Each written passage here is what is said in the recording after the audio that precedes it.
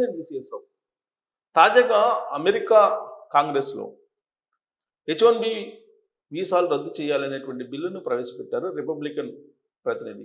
ఒకవేళ కనుక అది ఆమోదం పొంది చట్ట రూపంలోకి వస్తే అక్కడ ఉన్నటువంటి H1B వీసాదారులు మన వాళ్ళు అనేక మంది కొన్ని లక్షల్లో ఉన్నారు.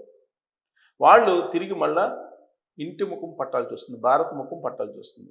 ఇప్పుడు ఆందోళన కొనసాగుతుంది. ఎందుకంటే H1B వీసాలను రద్దు చేయాలి అనేటువంటి ఒక బిల్లుని నిన్ననే ప్రవేశపెట్టారు.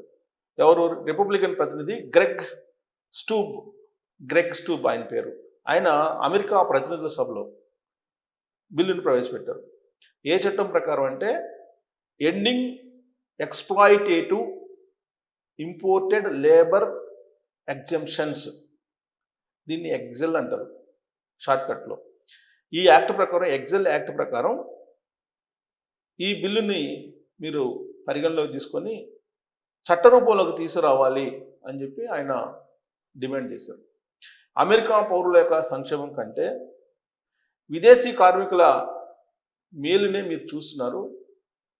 విదేశీ కార్మికులను H1B వీసాలు ఇచ్చి ఇక్కడికి తీసుకురావడం కారణంగా అమెరికా పౌరులు రోడ్డు మీద పడుతున్నారు, నిరుద్యోగులు అయిపోతున్నారు. ఇది ప్రమాదకరం. కాబట్టి H1B వీసాల జారీ ప్రక్రియని నిలిపివేయాలి అని చెప్పి ఆయన ఒక బిల్లుని ప్రతిపాదించారు. ఇది కనుక ప్రతినిధుల సభలో కనుక ఆమోదం పొందితే కొన్ని లక్షల మంది H1B వీసా ఉన్నటువంటి వాళ్ళు తిరిగి మళ్ళా ఇండియాకి రావాల్సినటువంటి పరిస్థితి ఏర్పడుతుంది. అయితే అంత ఈజీనా ఈ బిల్లు అని అంటే అంత ఈజీ అయితే కాదు. బట్ ఈ బిల్లు H1B వీసాల రద్దుకి బిల్లు, అసలు వీసాలని రద్దు చేయాలనేది. ఒకవేళ అదే జరిగితే కనుక అమెరికా కుప్పకూలిపోయే అవకాశం ఉంది.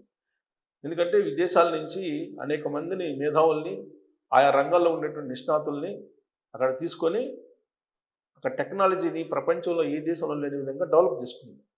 దానికి కారణం ఏంటంటే ప్రపంచంలో ఉండేటువంటి అనేక మంది క్రియేటర్స్ అక్కడ ఉన్నారు. అందుకే అమెరికాని ల్యాండ్ ఆఫ్ ఆపర్చునిటీస్ అంటారు. అందరూ అటువైపు వెళ్తుంటారు. ఇప్పుడు కనుక ఎవరూ రాకుండా H1B రద్దు బిల్లు ఓకే అయితే కనుక అమెరికా ఏకాకి అయిపోతుంది. క్రియేటివిటీ మిగతా దేశాల్లో కూడా వస్తుంది. అప్పుడు అమెరికా వెనకబడిపోయేటువంటి అవకాశం ఉంది. కాబట్టి ఆ బిల్లు అంత ఈజీగా అయితే ఆమోదం పొందే అవకాశం లేదు. కాకపోతే డిపోర్టేషన్ పెద్ద ఎత్తున చేస్తూ ఉన్నాడు ట్రంప్. కాబట్టి H1B వీసాదారులకి ఒకవేళ ఈ బిల్లు ఆమోదం పొందనప్పటికీ కష్టాలు అయితే మొదలైనట్టు మనం చెప్పవచ్చు. మరి ఎలాంటి పరిస్థితి అమెరికాలో ఉందనేది తెలియజేయచ్చు. Thank you.